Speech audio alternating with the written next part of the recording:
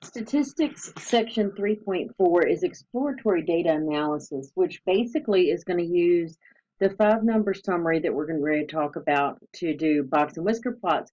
And we've already kind of covered most of this in section 3.3, but we're going to look again.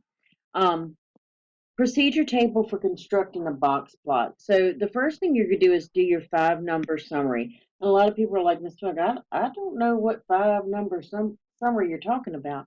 That'll be your minimum, which is easy. It's just the lowest number in there.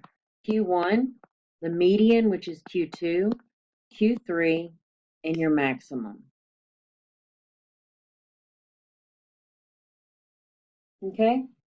So for each one of those 5 values, you mark each value on the number line.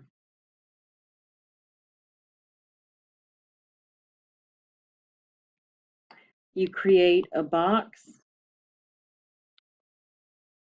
from Q1 to Q3 and draw. Does not have DW. AW. Let's try again. Draw whiskers, which are just a line, to the max and min. And I'm doing this kind of brief because you guys already know how to make a box and whisker plot, or you should, and if you don't, then I'm getting ready to show you. Number of meteorites found in 10 states of the U.S. is listed below. Construct a box plot for the data. So in order to find my 5-number summary, first my numbers need to be in order. Once my numbers are in order, we have 10 here, so 1, 2, 3, 4, 5. I know I'm going to do in between there for my median.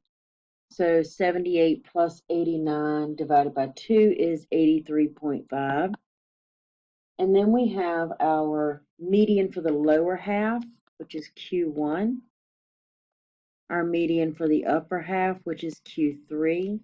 Our min and our max. Now, if you remember right, in section 3.3, I told you that when we looked at quartiles, I evenly split the number line that we were looking at up because we were just talking about what a quartile was. But if you pay attention, that's not how it's going to go here. This isn't going to be a nice, easy, it goes in equal portions across the number line. As a matter of fact, since I have a 30 here to a 296, it's going to be pretty big. So let's start 0, 100. Wait a minute, back up. I'm going to do 50. 100, 150, 200. Scale this as evenly as possible. And 300.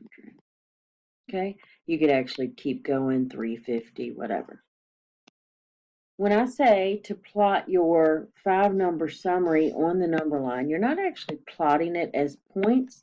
You're going to put instead little vertical lines. So at 30, that's my maximum. 47, sorry, 30 is my minimum. My words are not coming out in the right order today. 83.5. Q3 is 164. And 296 is my max.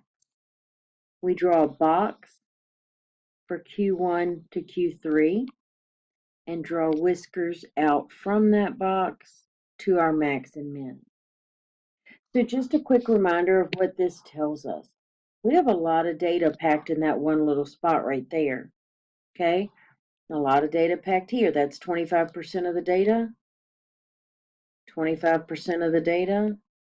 Then this one right here, this one's spread out quite a bit more, isn't it? And then this one is way more spread out. Okay?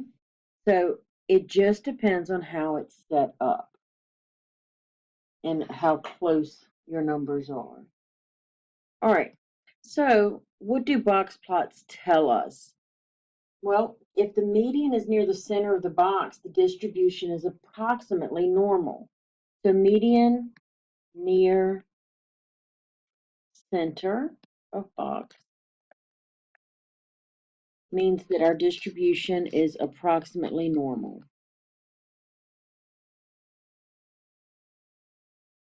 All right, if the median falls to the left, the distribution is positively skewed. If it falls to the right, it's negatively skewed. So median to the left, the distribution is positive skew, positive or right skew. If the median falls to the right,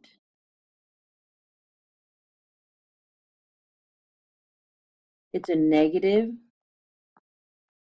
or left skew.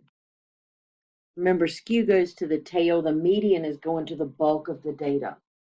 All right, the next thing we learn from this is if the lines are about the same length, again, approximately symmetric. I got to go back real quick, guys. I realized when I said that I had written approximately normal when symmetric is what they were going for.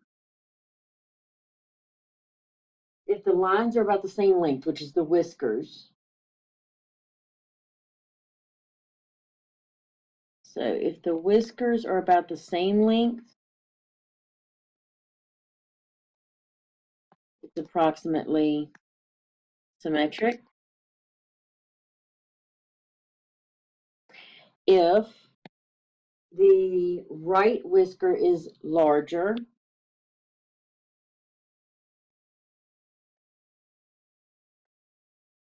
then the distribution is a positive skew again.